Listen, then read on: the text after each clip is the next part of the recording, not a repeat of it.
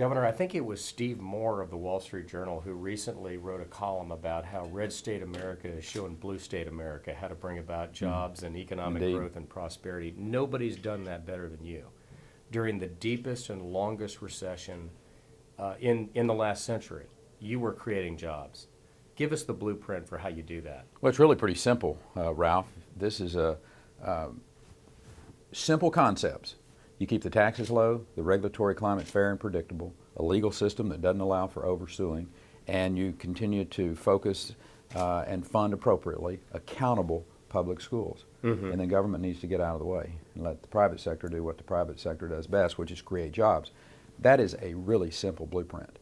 The difficult part is finding men and women who have the courage to implement that from all the special groups that will come and try to keep funding large chunks of government, but we have been able to do that over the last decade in Texas, and I think the blueprint is clear and the result is even clearer.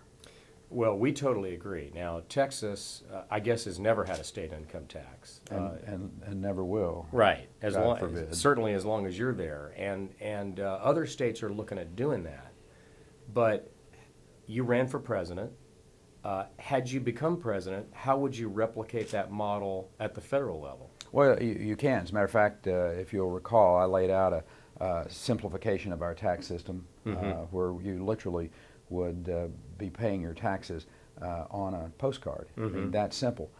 So the idea that you can't replicate that is just wrong. Again, it takes very courageous people who are willing to stand up and sometimes make unpopular choices, but in the long run they pay great dividends.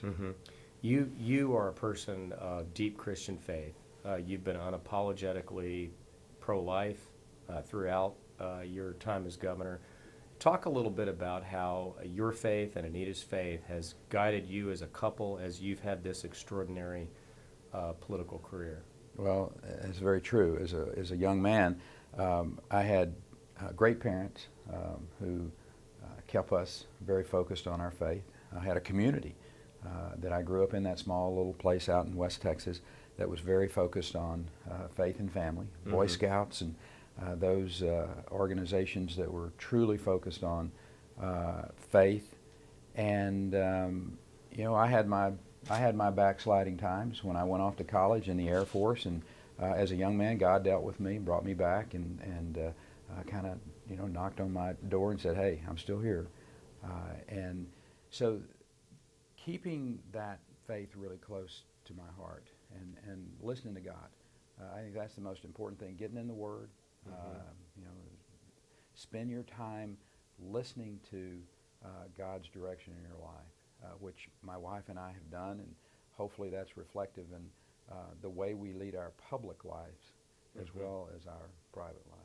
Well, it has been, and I just want you to know that we don't take it for granted. So we appreciate not just that you do that in public, but the faith values are what guides you in your personal life. We appreciate your friendship. Thanks for being here. Absolutely. God You bless you, bet. brother. You bet.